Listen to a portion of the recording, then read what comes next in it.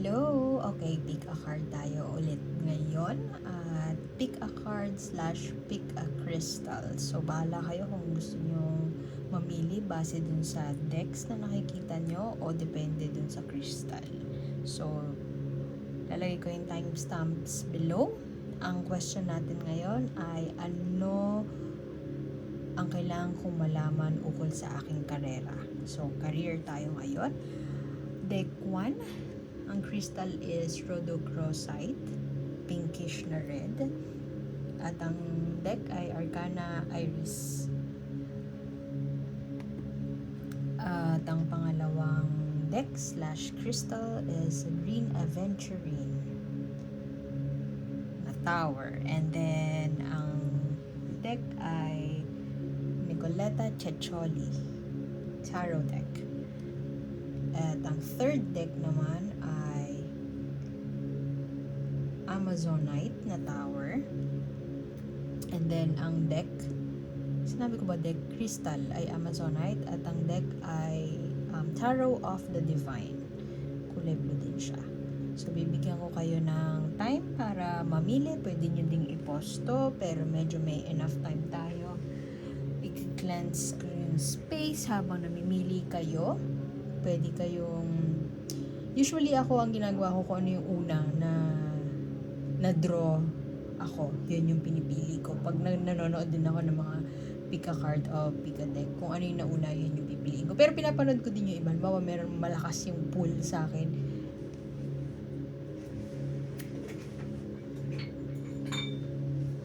Yun din yung pinapanood ko.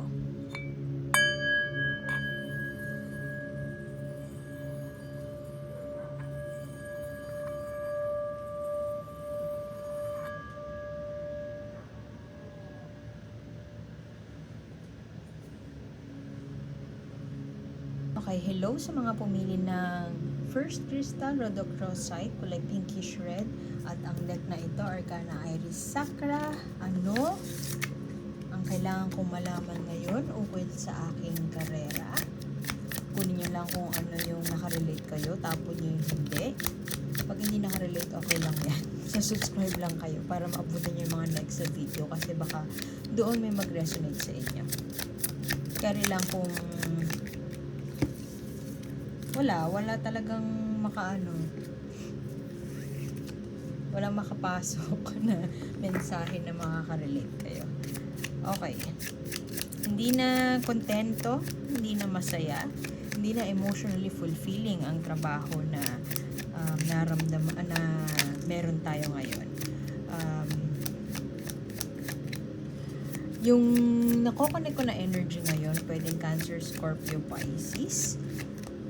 Pero pwede din na meron kayong katrabaho na influential sa desisyon nyo. Cancer, Scorpio, Pisces.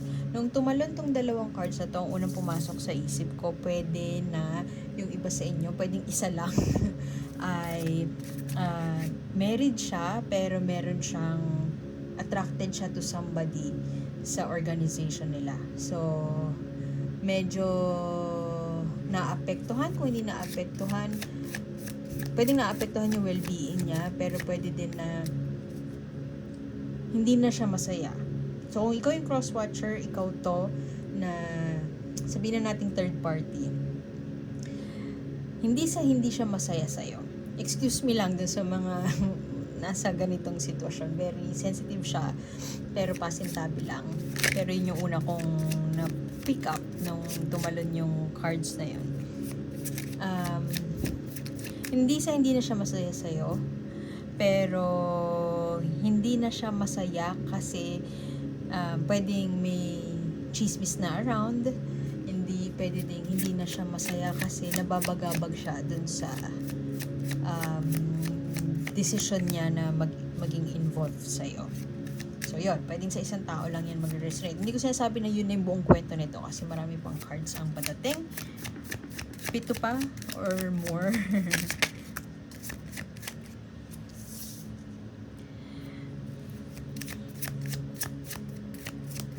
Torn sa isang desisyon. Hindi na isa katuparan na plano.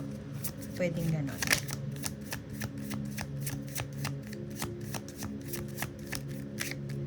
nagko-contemplate sa gumawa ng isang plano. Hindi ko alam kung ano yung desisyon na yan, pero merong pinaplano na desisyon, may pinagdidesisyonan, may plano. Essentially, hindi na masaya sa trabaho niya ngayon. O kung nasan man siya ngayon, hindi na masaya. At merong plano or goal, tapos hindi siya nangyari. So, it's either nagmamadali ka na gawin na yung plan B or i-execute na talaga yung plan A, bahala na. Yun, bahala na. Medyo may takot. Parang feeling mo nasa dead end ka na. Pag umalis ako dito, alam ko hindi na ako masaya, pero pag umalis ako dito,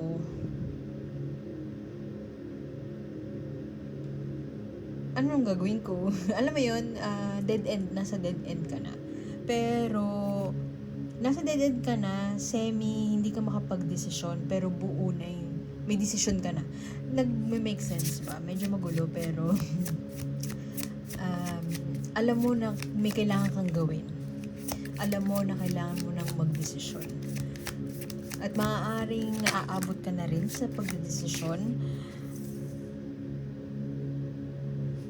pero hindi mo susundin yung puso mo. Ang susundin mo ay kung ano yung analysis mo dun sa sitwasyon, kung ano yung naiplano mo, kung ano yung sinasabi ng utak mo. Pero sabi ng puso mo, mali. Pero ayaw mong sundin yung puso mo. Meron ng conflict. May lust pa na lumabas. Medyo napanghihinaan ng loob na i-express yung sarili, either that o gawin yung plano na tingin niyang makakabuti sa kanya. Halimbawa, alam mo na makakabuti sa'yo mag-resign. Mas makakapagpahinga ka, hindi ka na burned out.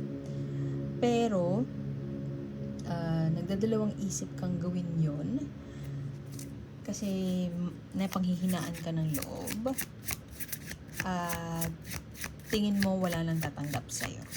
Tingin mo wala ka nang kalalagyan. Pero, alam mo may may bulong, alam mo may niggle, inner niggle na tama na yan, umalis ka na dyan. Hindi na siya makakabuti para sa'yo. Pwede din na nanay mo to. Somebody na importante sa buhay mo. Hindi ko sinasabi na karelasyon. Romantic. Pero somebody na nag-aalaga sa'yo. Who cares about you. Yung tao na yon, siya yung nag-i-impluwensya.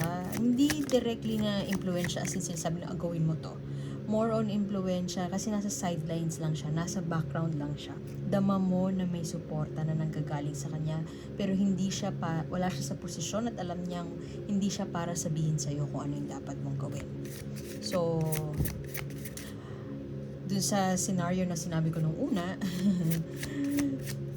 pwedeng older than you tong tao na to.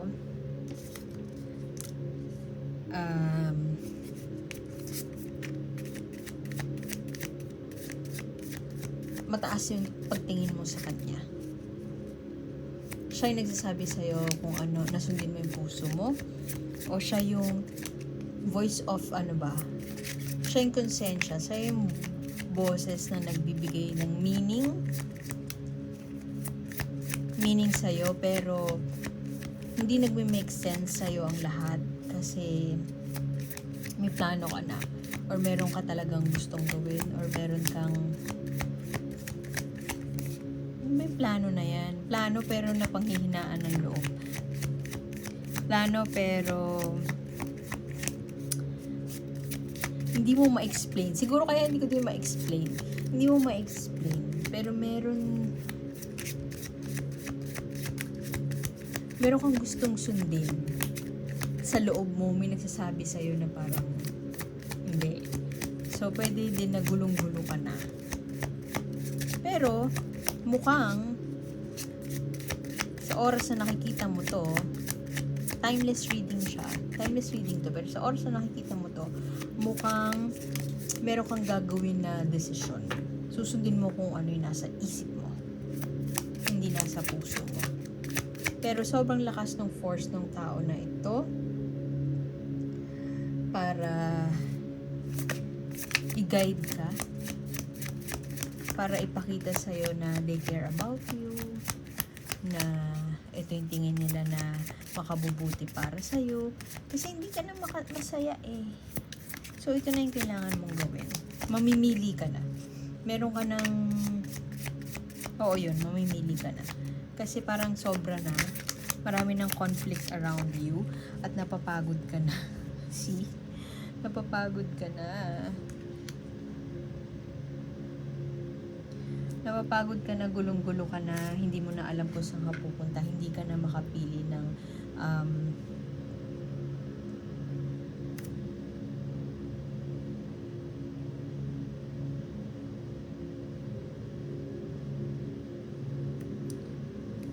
puso ba o utak. Pero may lovers dito, oh. Kung pamilyado ka, pipiliin mo yung pamilya mo.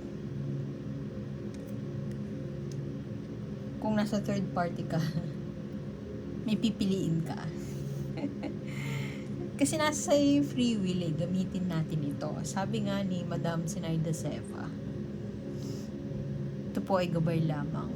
May free will tayo. Gamitin natin dito. Hindi ko masabi kung ano eh. Dahil nga sinabi ko nga kung dati ko na po kayong follower or subscriber, sabi ko dati na ayokong wala sa kamay ko kung ano yung future nyo. Guidance lang yung cards. Pero wala ako sa posisyon para sabihin kung ano ang magiging direksyon ng buhay natin. Dahil may free will tayo. Kung ano man, definitely meron kang pipiliin. Definitely pagod ka na.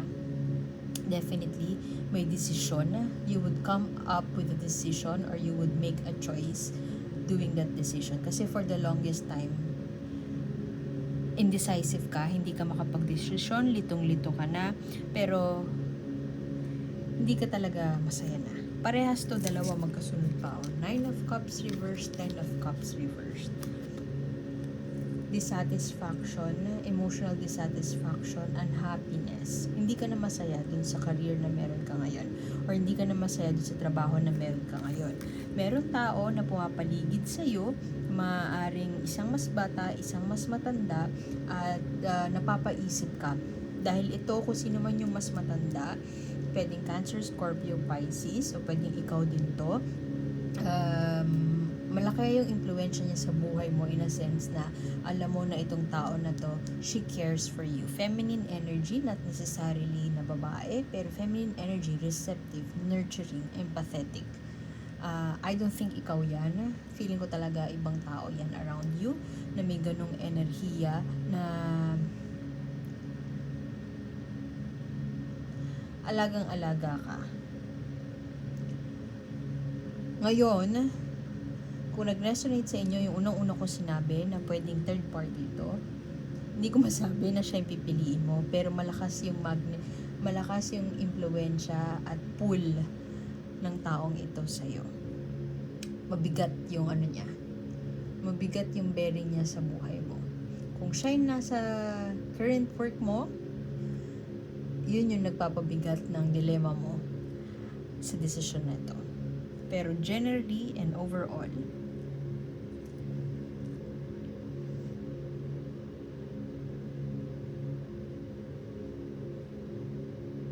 pipiliin mo yung tao na tingin na not necessarily pakiramdam, tingin mo na perfect match mo. Mukhang may kinalaman sa matters of the heart ang pagdedesisyon na mangyayari moving forward. May may kapraning, alam mo yung napapraning ka na kasi hindi ko masabi kung matigas ba yung ulo mo mo o strong-willed ka lang. Alam mo yun, there's a thin line sa tigas ng ulo at strong-willed. Kasi game over na. Magdidesisyon ka na. Kung ano man yung decision na yun, actually, yan ang hindi tayo sure. Pero, basta hindi ka na masaya kung nasan ka, puro away na, napapraning ka na, kakatago, napapraning ka na sa hindi paggawa ng desisyon, napapraning ka na sa hindi pagpili for the longest time, napapraning ka na sa kawalan mo ng yung dead maka for the longest time. Tingin mo ngayon na ang tamang panahon at maaaring magpapadalos-dalos tayo. Meron kang dito, Prince of Swords reverse, Knight of Swords reverse. Pagpapadalos-dalos. Meron kang i-express sa isang tao na papalayain mo na yung sarili mo dun sa isang bagay na kinapapraningan mo. Mamimili ka na at i-express mo yon. Yun nga lang, bordering padalos-dalos ito na desisyon.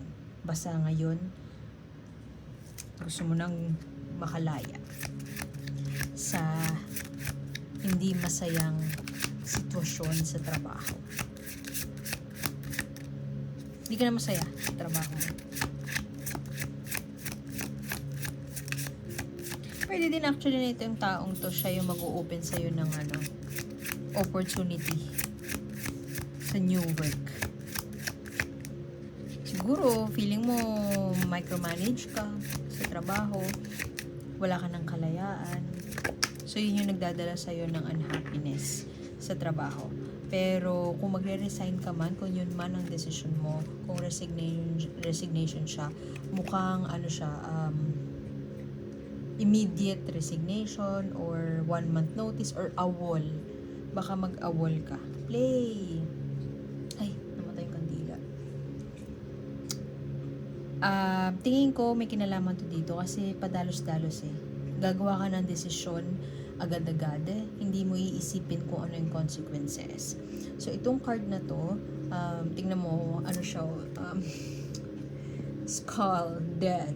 Alam mo yung lutang ka na sa trabaho, burnout, super burnout. So, maaaring yung desisyon na gagawin mo or pipiliin mo ay isang bagay na hindi makabubuti in the long run. So, ngayon, sinasabi sa iyo ni universe na magpahinga ka muna at medyo semi-gasgas na yung connect with your inner child. Kasi ako din naman, guilty ako na sinasabi ko yung palagi. Pero narinig na natin yun siguro everywhere, a million times, connect with your inner child. Ano ibig sabihin nun? Ano yung mga bagay na nagbibigay sa'yo ng kaligayahan? Maghalaman ba? Mag-crochet ba? Magluto? Gawin mo yun ngayon. Sa oras na nakikita mo to, gawin mo muna yun ngayon para ma-free mo yung mind mo sa mga bagay na preoccupied ka ngayon. Kasi maaaring may tao na sobrang influential sa'yo. Ang lakas talaga ng energy nito. Ito, sa deck mo na to. Yung Cancer, Scorpio, Pisces, yung feminine energy na maaaring older than you. Malakas yung hatak nitong tao na to. Hindi ko alam kung siya yung susundin mo kasi may free will ka. Ayoko sabihin sa'yo kung ano yung dapat mong gawin. Guidance lang to. General siya pati. Kung gusto mo ng personalized reading, send mo ako ng message. Tanong mo kung magkano. So, open ako sa personalized readings. Hindi ko alam kung sino yan. At kung ano man yung pipiliin mo, hindi ko alam kung siya. Pero sa ngayon, ang advice sa'yo is laro-laro din. Pag may time, pahinga ng konti at distract mo muna yung sarili mo sa isang by doing something na ini-enjoy mong gawin. Papawis ba? Mag-exercise? Ewan ko kung fund ka sa exercise, mahilig ka sa exercise, ini-enjoy mo siya, mag-bike, ganyan. Yun muna ang gawin mo sa ngayon. Kasi prone ka na, paulit-ulit ako, prone ka na magpadalos-dalos. Magde-decide ka pero parang lousy yung magiging decision. Kasi alam mo yung nagdabog ka, ayoko na dito, alis na ako, yung gano'n, mag-aal sa balutan ka kasi hindi ka na masaya. Spur of the moment, unhappiness, gano'n. Out of ano yung magdedesisyon ka base sa emosyon at hindi healthy yung ganon. Kailangan pause muna at laro. So, iwan ko na yun doon. Salamat. Kung gusto nyo panoorin yung deck 2 and 3, why not? Go for it. And sana makita ko kayo ulit. Like, share, and subscribe lamang po para mas baybayan nyo yung pag-upload ng mga next na video. Salamat at see you soon. Ako po si A. Bye! Hello sa mga pumili ng deck 2. Ang tanong natin ngayon, ano ang kailangan kong malaman ukol sa aking karera ngayon? So, timeless reading po tayo kung kailan mo ito napapanood, applicable siya at that time, pero tapon nyo kung ano ang hindi nakarelate kayo, kunin nyo lang kung ano yung nakarelate kayo. Okay lang yan, kung hindi makarelate, maaaring ang reading next. Sa next na upload, so subscribe lamang po tayo para maabutan natin. Yung next reading na mapapanood na atin, maaaring yun ang makarelate tayo. Kung hindi nakarelate to, pwede mong panoorin yung deck 1 or deck 3. Pero kung ito yung pinili mo, maaaring meron din naman dito tayong mapupulot. Lalo na yung oracle card sa dulo. Pero kung wala talaga, okay lang yan. Marami namang tarot readers out there. Hala, palalayain din ng sarili. Palalayain ng sarili sa isang sitwasyon na hindi na nakabubuti sa kanya o sa isang sitwasyon na nagbigay sa kanya ng heartache. For the longest time, maaaring pakiramdam mo, inaalipin ka sa trabaho, or pakiramdam mo, toxic yung boss mo, toxic yung mga katrabaho mo, bully ang mga katrabaho mo, at pakiramdam mo, nag-iisa ka. Nasa team ka, pero nag-iisa ka. So, ikaw ay nagpaplano ng iyong graceful exit. Maaaring Taurus, Virgo, Capricorn, itong kausap ko ngayon, o maaari din na meron kang Taurus, Virgo, Capricorn sa chart, or pwede din na ang ka-deal mo sa trabaho or ang issue mo sa trabaho ay pera. Pwede din na Taurus, Virgo, Capricorn ang may issue ka sa isang Taurus, Virgo, Capricorn sa work mo. Pero feeling ko ikaw to. Malakas ang slow and steady. Kung matagal mo nang gustong mag-resign, pinaplano mo na kung paano makaalis ng maayos. Maaaring nagbibuild ka ng iyong skill set, nag-aaral ka, inaaral mo lahat ng pwede mong maaral para makaalis ka na sa impyernong yan soon. Pero tingnan mo siya. Trap. Meron siya isang bagay na mahalagang pinanghahawakan. Pinoprotektahan niya with all her might. Maaring ikaw to nung nakaraan. Reverse mo siya nakuha. Ito, nasaktan. Heartache, heartbroken. Pwede din na meron ka naging karelasyon sa trabaho at dahil doon, talagang, alam mo yung bata na, hindi ko sinasabi na bata ka, pero alam mo yung bata na yung nagpipigil ng iyak, yung gusto niya umiyak, pero gumaganon-ganon lang siya sa gilid. Tapos sobrang sakit ng nararamdaman niya sa loob, tinatago niya. Maaaring ikaw yun, at yun ang nararanasan mo ngayon. Tinatago yung sakit sa puso na nararamdaman, pero buong-buo na ang loob niya na palayain ng sarili sa isang bagay na matagal niyang tinreasure. Pwede matagal ka na sa trabaho to, at alam mo yun, you hold this job so dear. Ginawa mo lahat ng mga kaya mo. You went above and beyond. Yung service mo, hindi mapapantayan. Pero, hindi ka nanghihingi ng kapalit eh. Pero, hindi ka din nanghihingi ng recognition. Hindi ka nanghihingi ng award. Pero, mano man lang na lumaban ng patas. Maging patas sa'yo. It's either mga katrabaho mo, yung mga boss mo, yung mga CEO nyo, executive nyo. Ano ba naman yung patas tayo? Kasi lumabang ka for the longest time. Patas ka lumaban. At nanggigigil ka. Alam mo yun, gumaganon yung bata na ayaw niya aminin na saktan siya. Yung bata na humihikbi sa gilid kasi gusto niyang gumante, pwedeng gusto niya sumigaw, pero may some sort of maturity na alam niya walang mangyayari kung sisigaw siya. So might as well keep it inside, pero sobrang gusto nang sumabog nung sakit na yun inside. Lumalabas siya as hikbi. So pwedeng metaphor yun, pwedeng hindi ano yan, physical or hindi literal na humihikbi ka. Pwedeng you're hurting inside. Alam mo yun? Hindi mo masabi. Alam mo, expressive kang tao. Pero hindi sa hindi mo masabi. Pero, alam mo na you shouldn't make a noise. Not because it is wrong. Pero, it's pointless na hindi ka naging sakim eh. Hindi ka madamot na tao. Hindi ka madamot sa trabaho. Hindi ka madamot sa mga katrabaho mo. Pero bakit pinagdadamutan ka?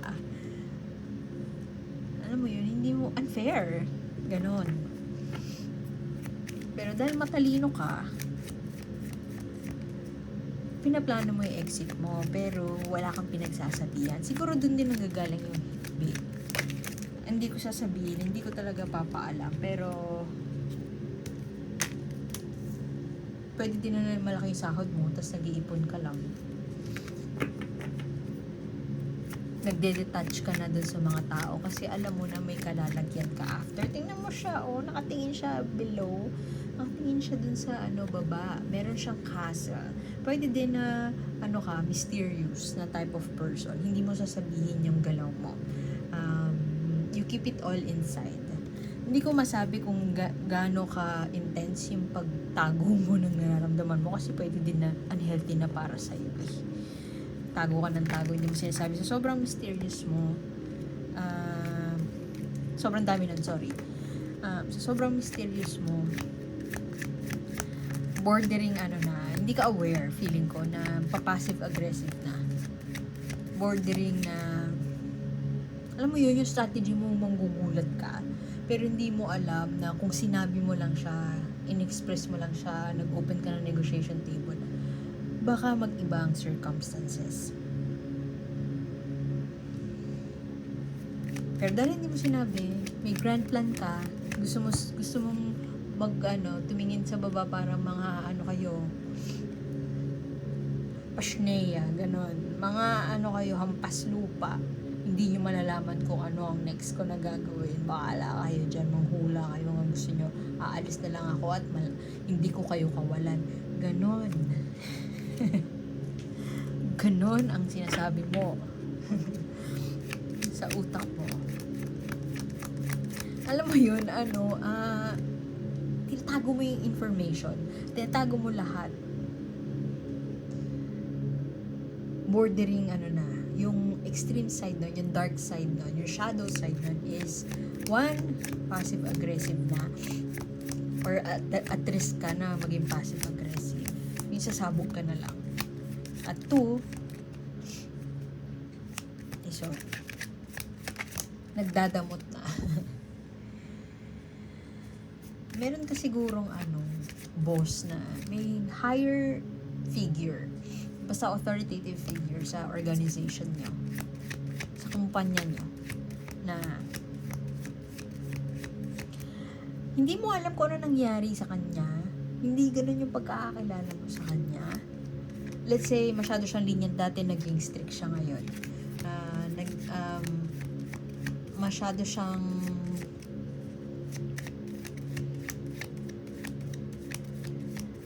strict dati, parang naging OA ng luwag. Or halimbawa, kung freelancer ka, pwedeng hindi, dati binabagsakan ka ng trabaho, pero ngayon walang maibigay.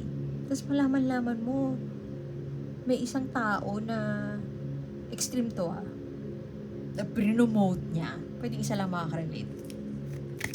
Prinomote niya, wala namang alam yun. Yung ganon. Parang ikaw yung most valuable asset. At alam mo sa sarili mo na malaking pilay ang mangyayari pag nawala ka sa kumpanya. Pero wala kang pinagsasabihan.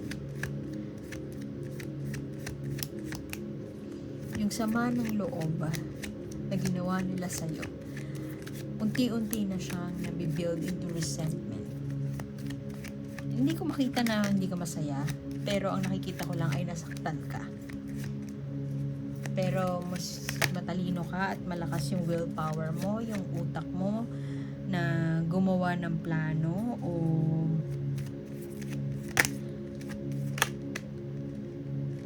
ewan ko, isarado na tong chapter na to, mag-regroup,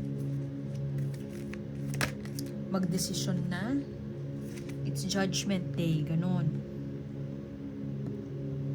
Ayaw mo nang mabuhay sa rose-tinted glasses. Ano ibig sabihin nun?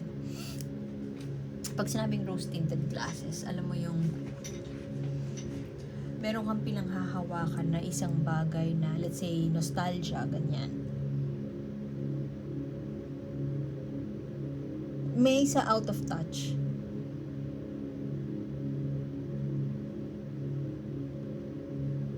Iba yung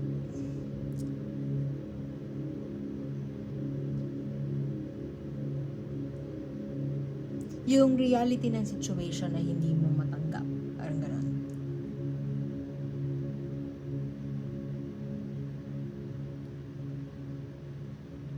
Maaaring hindi ka nahihirapan ka magdesisyon ngayon kasi may pinanghahawakan kang isang bagay na hindi mo akalain iba na ngayon. So maaaring yun yung may katrabaho ka nga, yung boss mo, nagulat ka, ano nangyari dito sa taong to? Bakit biglang naging ganito siya? Tapos parang naging drastic yung measures and hindi mo na siya matake na sasaktan ka na dun sa mga ginagawa niya, dun sa mga desisyon na ginagawa niya na apektado kayo lahat. Lalo ka na. Kasi siguro close mo din tong tao na to. So,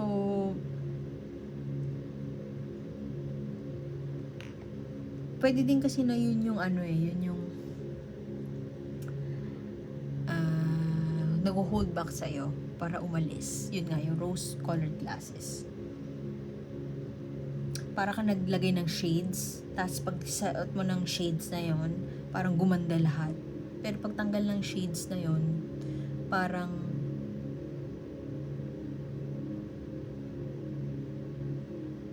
ang pangit. Nakikita mo lang kung ano yung good side ng tao na yon, pero yung reality ng sitwasyon na yon is it's getting messier every day.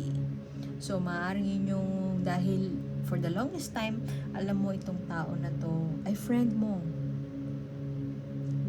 They all have yung mga CEO or yung mga executives na ka-close mo. Ang nasa isip mo, they have all your best interests at heart. Yon, may rose-colored glasses tayong suot nun. Kasi ang totoo, naghihirap na ang kumpanya. Hindi ka na kayang i-sustain. So, gusto ka na lang paalisin, gipitin ka na lang nila para ikaw na mismo ang umalis. Ganon. Pero, ang maganda dun, mukhang, ayan o, tingnan mo. May rabbit na gustong pumasok doon, pero siya, parang, oops, wait lang. Itong card na to, parang sa traditional na Rider-Waite, si San Pedro. Diba, pupunta ka na langit at tanungin ka ni San Pedro, ano nagawa mong mabuti? Nandun ka na sa punto ng buhay mo ngayon na parang tingin ko, it's time to move on to a next chapter. Wala ka pa doon sa pintuan ng next chapter na yun, pero kumbaga parang may pagka-reassess na, nasa na ba ako ngayon? Saan ako papunta? Anong pwede kong gawin? Nandun ka na sa point na yun. Siguro dahil naging unfair ang mga bagay-bagay, pinagdamutan ka,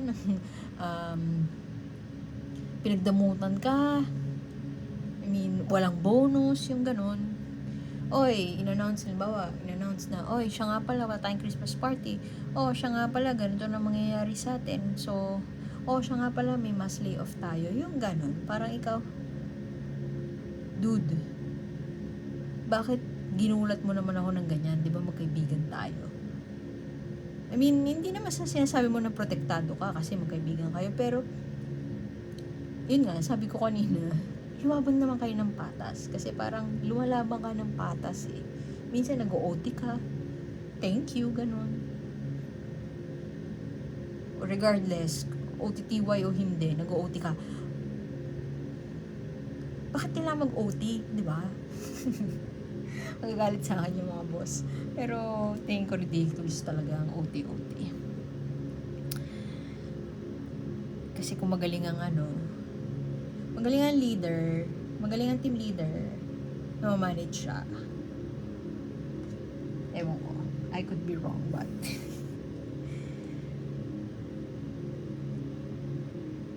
ganon. Medyo, alam mo yun dati na pro people yung kumpanya, suddenly ngayon biglang mass layoff, talaga ba? Yung ganon. So parang pwede din na may secret info, insider info na sinabi sa'yo yung kaklose mo na boss, tas biglang oh shit, parang ba't naman ganon? Ang unfair naman nun. So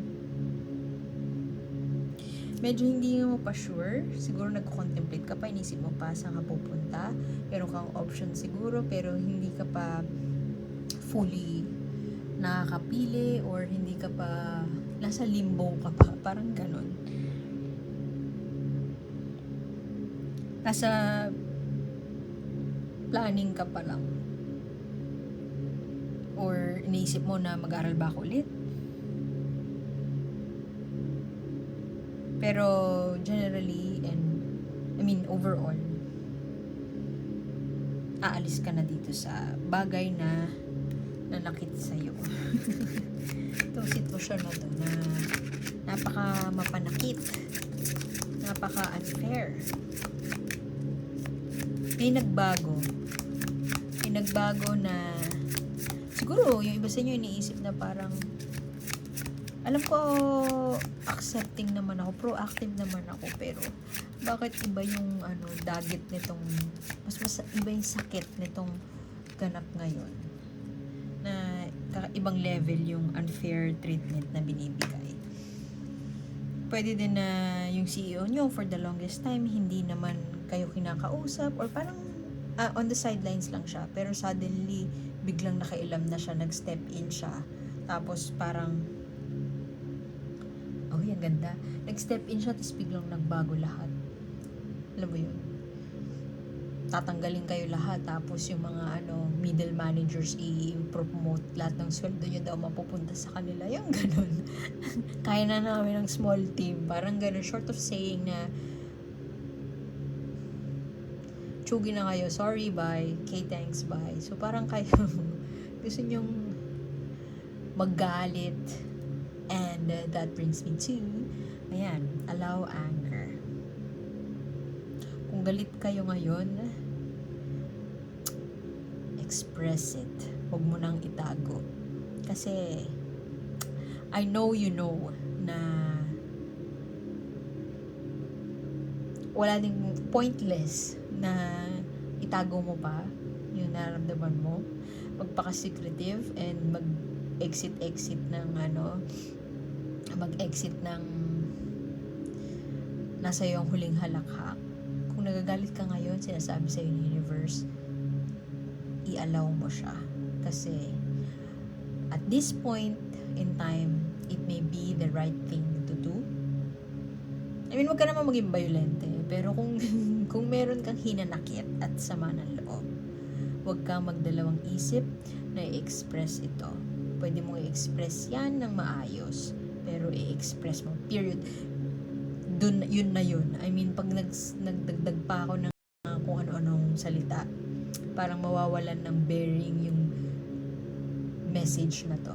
Allow anger. Allow it to happen. Huwag mo nang kimkimin. So, perfect. Ang ganda ng card. Iwan ko na yun doon. Kung gusto yung panoorin yung decks or crystals 1 and 3, go ahead. And sana makita ko ulit next time. Like, share, subscribe naman po para maabutan niyo yung ibang next uploads. At sana makita ko kayo ulit. Salamat po. Ako po si A at see you soon. Bye! Hello sa mga pumili sa deck 3, Amazonite.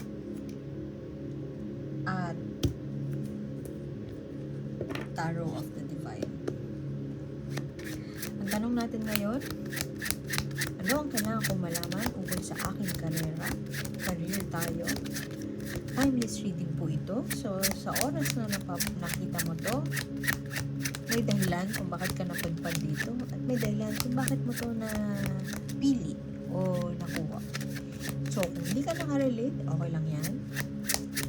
Maaaring susunod na upload ang makarelate ka.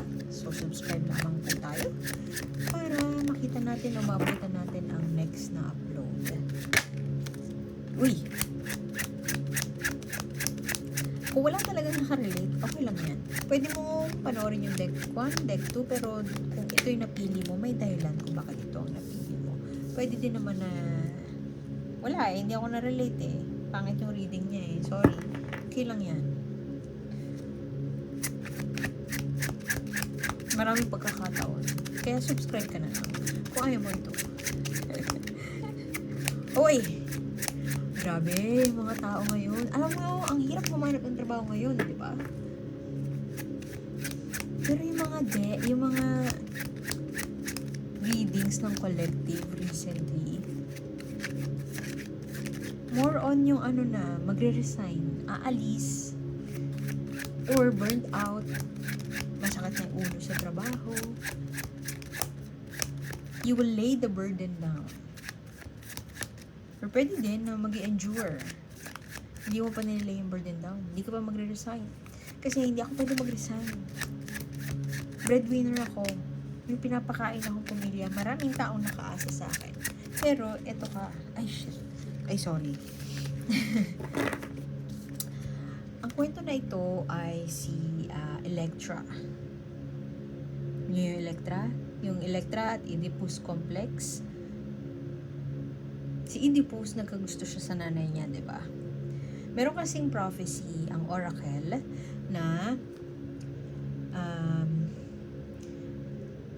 si Oedipus, kapag yung magiging anak niya, ang magiging hari. So, nung bata pa lang siya, in-exile siya. Pero, fast forward sa malaki na siya, namatay na yung hari, no?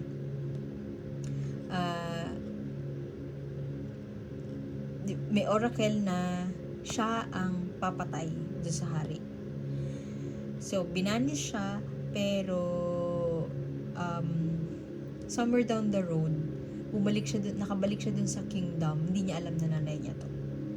Tapos, alam mo yung horror and anguish kapag nalaman mo na may gusto ka sa isang tao tapos hindi mo alam nanay mo pala.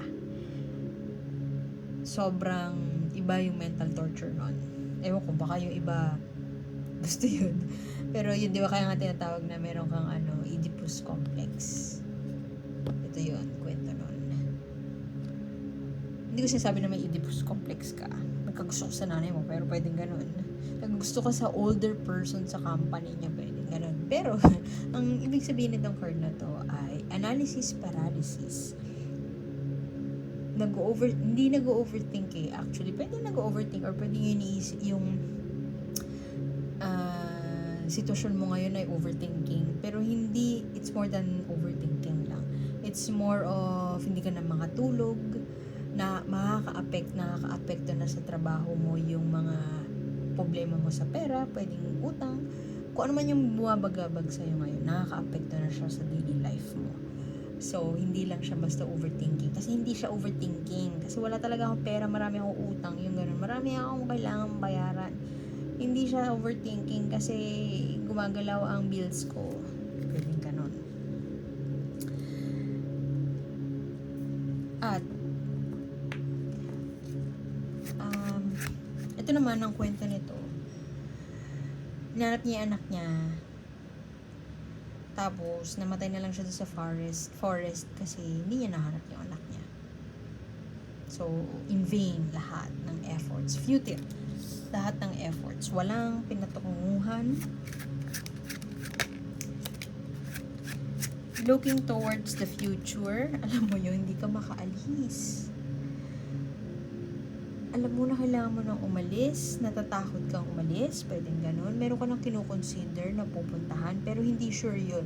So, dito na lang ako sa sure. Dito na lang ako sa comfort zone ko, kahit hindi na ako masaya, kahit pagod na ako, kahit burnout na ako. Kasi, pag nag-venture ako into something na hindi naman sigurado, paano yung bills ko?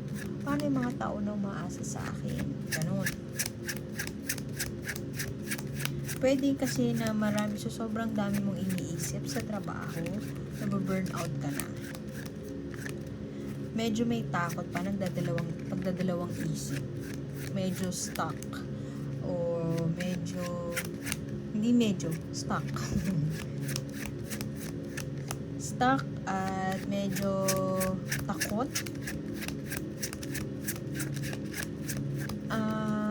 Pwede din kasi na merong slight apparition ng opportunity, pero hindi ka sure dun, kaya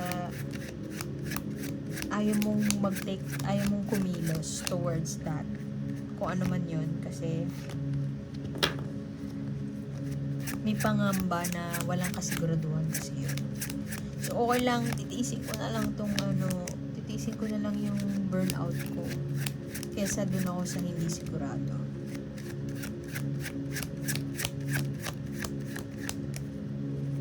Ba't ganun? Plano. Mukhang meron ding tao. Pwedeng ikaw to. Libra, Gemini, Aquarius. Pero pwede ding boss mo to. Libra, Gemini, Aquarius. Pwede ding ito yung kaaway mo sa work. Hindi kaaway eh. Hindi ka sundo. Pero pwedeng ikaw to. Analytical na. Nagpaplano. Clarify ko yan mamaya. Malakas siya. Decidido. Matalino. Nagpaplano. Parang hindi ikaw eh. Kasi kung hindi ka desidido, I'll rather endure. Hindi yun characteristic of a person na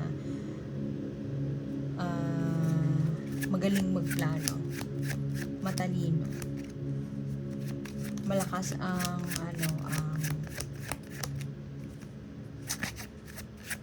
alam mo yung willpower. Kung saan niya nilagay yung utak niya, gagawin niya lahat para maisakatuparan niya. Para maging iffy or para maging hindi komportable sa bagong bagay, hindi yun karakteristik ng taong to. Kasi may plano siya. Hindi ko sinasabi na wala kang plano, pero pwedeng ganun. Joke lang. Pwede may plano ka, pero napanghinaan lang ng loob para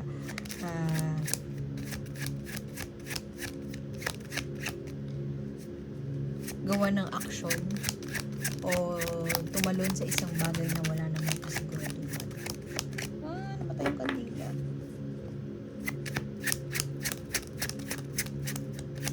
Ang next kasi nito, growth eh. Takot lumabas sa comfort zone.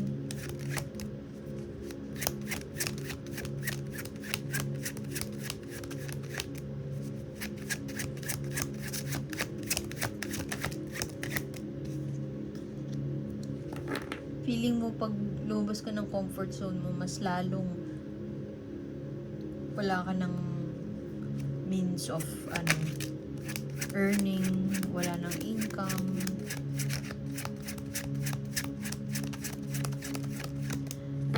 You'd rather stay, tapos tanong-tanong ano na mangyayari, short of saying makikichismis. Hintayin ko anong kahihinatnan bago gumawa ng action. Contemplative pero bordering tampo, nagtatampo. Contemplative pero bordering nag-harbor ng ill feelings towards sa mga workmates. Mas leaning towards ka dun sa dun sa alagaan yung sama ng loob. Ito ang kwento nito, Bakunawa.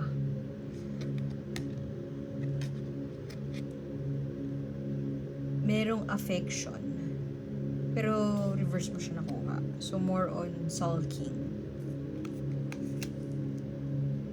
sulky, ano na nga, trap na nga, ano mo yun, may mental torture na nga, tas may ano pa, may sulky mode pa, may tampo mode pa, ay naku, good luck. Alam mo, magkakasakit ka sa puso. O pwede din na nakadevelop ka na ng unhealthy habits, or nagkasakit ka na kasi hindi na healthy sa'yo yung trabaho mo, burnout at sama ng loob na lang ang dulot sa'yo yung trabaho mo. Pero ayaw mo din naman na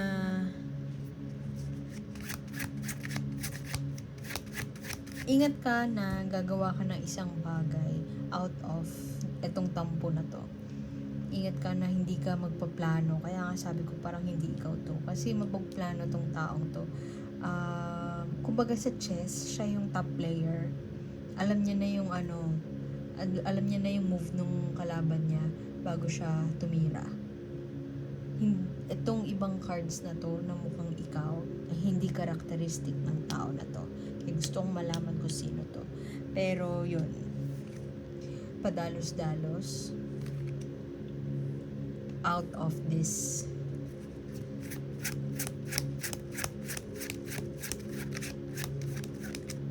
paglaya. Parang ayoko na.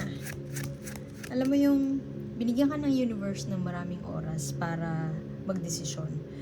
Hinarapan ka ng mga oportunidad para kunin yun. Hindi mo tinanggap. Darating na lang dahil may tampo ka at overthinking, or dun sa umiikot sa'yo yung mga let's say sinabi sa'yo hindi maganda ng boss mo. Maiipon siya na maiipon hanggang dumating ka sa punto na parang aalis na lang ako. Bahala kayo dyan. Out of gadget. Yung ganun. Imbes na planuhin mabuti kung ano yung next move. Pwede din na alam mo yung next move mo, pero feeling mo under surveillance ka, aalis. Perfect.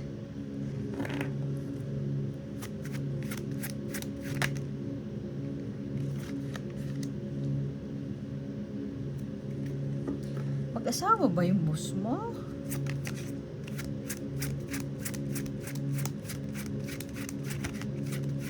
May dalawang babae at lalaking figure around you. Yung isa, parehas silang domineering. Parehas silang malakas ang dating, type A personality, ibig sabihin dominant. Hindi sila submissive, very expressive. Alam nila kung ano yung gusto nila, gagawin nila ang lahat para sa katuparan ng gusto nila. Pwedeng nasa law firm ka, pwede din na nasa creative industry ka, agency, marketing agency. At yung mga taong nakapaligid sa'yo ay nasa ganon, yung burnout ang labanan. You are measured by the long hours of work. Dahil creative industry, yung output nyo is hindi pwedeng mababagal-bagal. So, merong parang pwedeng couple, pero pwede din na execs, yung mga boss mo. Medyo walang hindi naman sa they don't care for you, or they don't care about you, pero all they think about is career. Very passionate.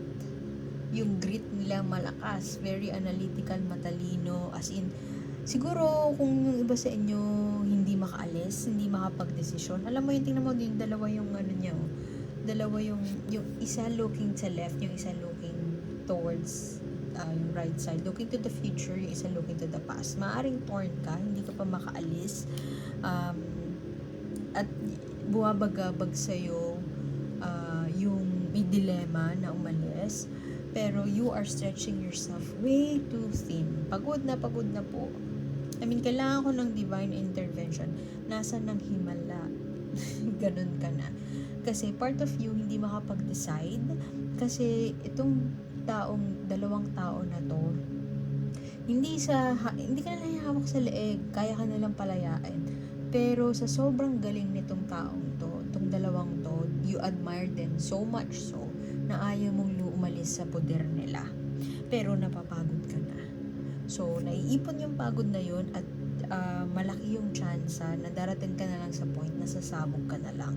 Magre-resign ka na lang bigla-bigla nang wala kang plan B. So, pwede ka nang umalis. Aalis.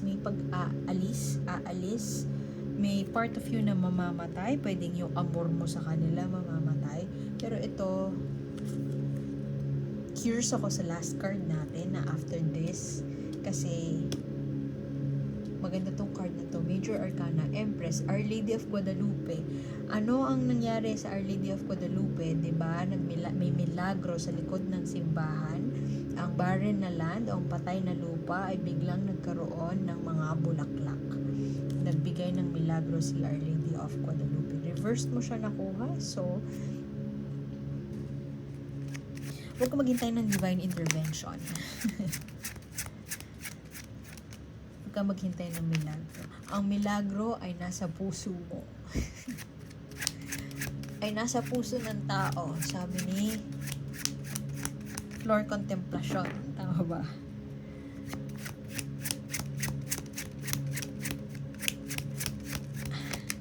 Excited ako sa lalabas.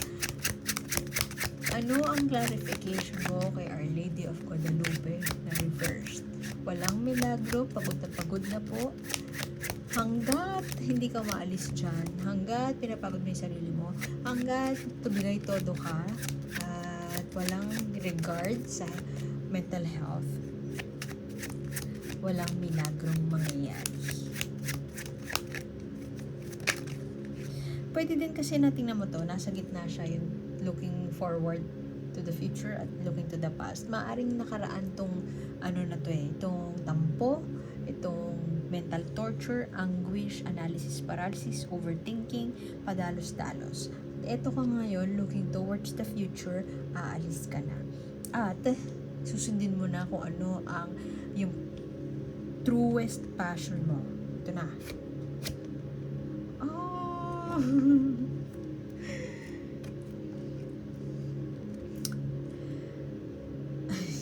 Hindi na siya masaya. Kung ang trabaho mo ngayon ay hindi na masaya, oras na para umalis. Looking towards building a life na satisfied ka.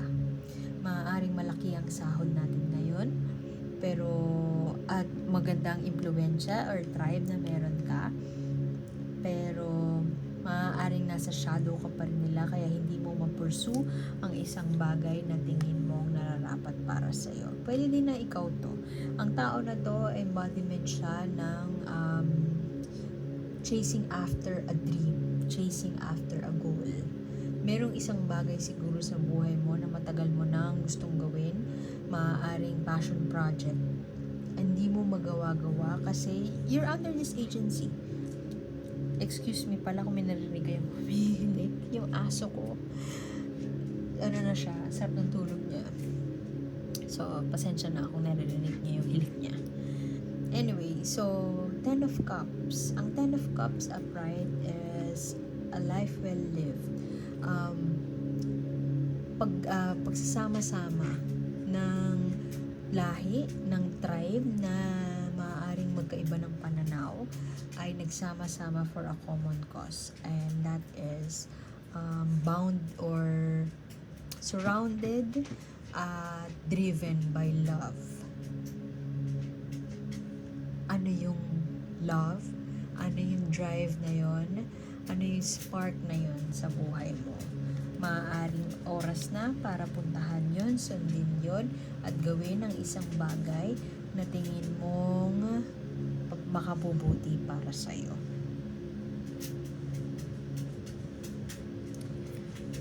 Ay.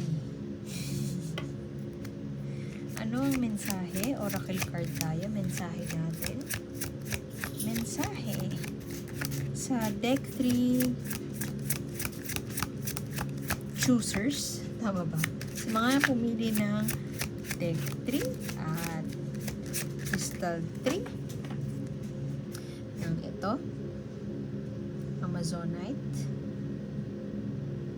Ganda. Ano ang mensahe natin?